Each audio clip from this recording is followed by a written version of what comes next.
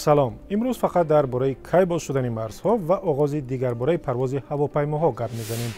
ویدیوی درماندن شهروندان روسیه در مرز تاجیکستان و ازبکستان را میبینیم و هم از احوال مهاجران تاجیک خبر میگیریم که چند صد متر دورتر از وطن در ازبکستان ماندند.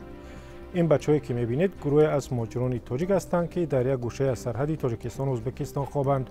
راننده ماشین بارکش آنها را در نزدیکی گذرگاه شهر دهنه و در مرز با ترسونزاده یافت و به نوار گرفت و به رادیو آزادی فرستاد.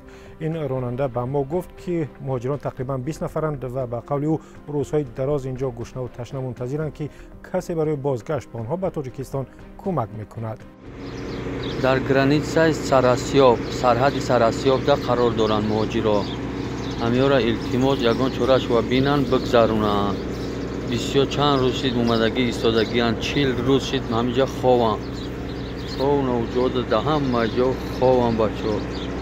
یا 15-20 کسای همیا التماس یگان چورش و بینن بچو را بگذرونند که بچو حالشو عذابشو وزمینه. گشنه و تشنه خنک دینامی بیرونو خوان. ولی احترامنا خواهش میکنیم که همه برادرها را یک ولو کنن بگذارونن همه سرحد ازبکستان بگذارونن شو.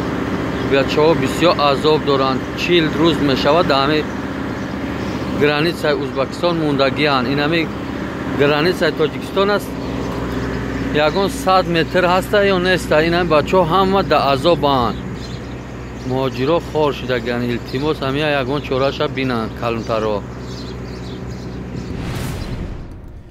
اما در گذرگاه اویبک در سرحد تاجیکستان با ازبکستان 10 نفر از تاجیکان شهروند روسیه جمع آمدند و میخواهند به روسیه برگردند.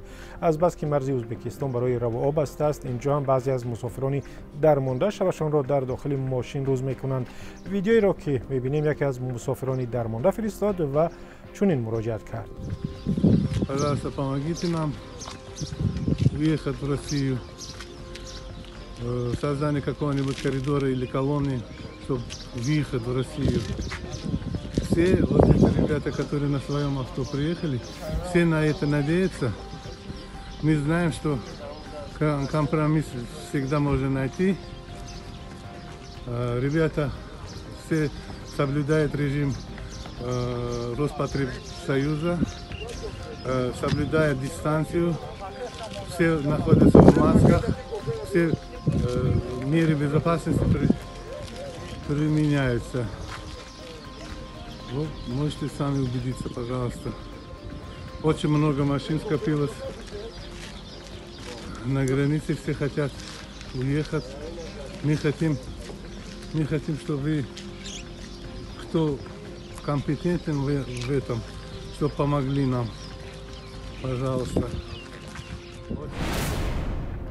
واقعا این هفته بحث و سوال هم باز درباره سرحدها بود و درباره راهها که کی باز میشوند یا نمیشوند، هواپیماها به روسیه پرواز میکنند یا نمیکنند.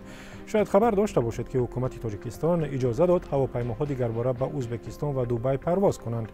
مقامات گفتند از بس که خطر کرونا ویروس نو کمتر شده است، اجازه میدهند جشن‌های عروسی و یا توی در تاجیکستان برگزار کرده شود. بحث زیادی در این باره در صفحه‌های ما در فیسبوک و اینستاگرام ادامه دارد. سمت سعیدوف کاربر فیسبوک در صفحه ما نوشته است: گشادن سرحدها از خود مردمان کشورها وابستگی دارد. ترتیبات را رعایت کنند، تیزتر این وبا پس از سر شود، همه جا باز می شود. وای جان قلندرف، یک کاربر اینستاگرام، ظاهرا مخالف زودتر برداشتن محدودیت ها هست که نوشته است اجازه دادن به جشن ها کاری درسته نیست. او میگوید ویروس تمام نشده از نو سر می شود چی؟ خدا نگه دارد، حالا رقص و بازی در کار نیست. کاربری که خود را ایران 77782 معرفی کرده است، از روسیه مراجعت کرده است که اگر امکان باشد همه فرودگاه ها را باز کنند. او نوشته است: ای التماس فرودگاه ها را باز کنید، مردیم در غریبی، یک بار دیگر آچم را می دیده باشم یا نه. اما یک جوان تاجیکی حالا در تاجیکستان است، از بیکاری بیزار شده است که میخواهد به روسیه برای کار برود. او نظرش را از طریق ایما به رادیو آزادی فرستاد و آن را همراه میشنویم. امیرای مسکو که میشده باشد مهاجرا بریم کار کنی، ای خونه خواب کردن بیزار شدیم، کار بار نیست، همه چه قیمت های ای جا پول میوی میخریم، برای همه رهوی کنن خلق کار کنیم را مسکو نباشه گران خواب میریم در خونهمون، خارزار شده. پروازی هواپیماها به تاجیکستان را ماهی مارچ برای راه ندادن به صورت کرونا ویروسی نو منع کردند و حالا معلوم نیست پروازهای معمولی به روسیه کی آغاز می‌یابند. مقامات گفتند که با طرف روسیه در این باره گفتگو دارند. آزادی آنلاین به پایان رسید. فرستادن ویدیو، عکس و خبرها را فراموش نکنید. تلفنی که می‌بینید واتساپ، وایبر، ایمو و تلگرام دارد و وبسایتی که می‌بینید برای دریافت خبرهای تازه است. من طاهری سفر هستم و اینجا رادیو آزادی است.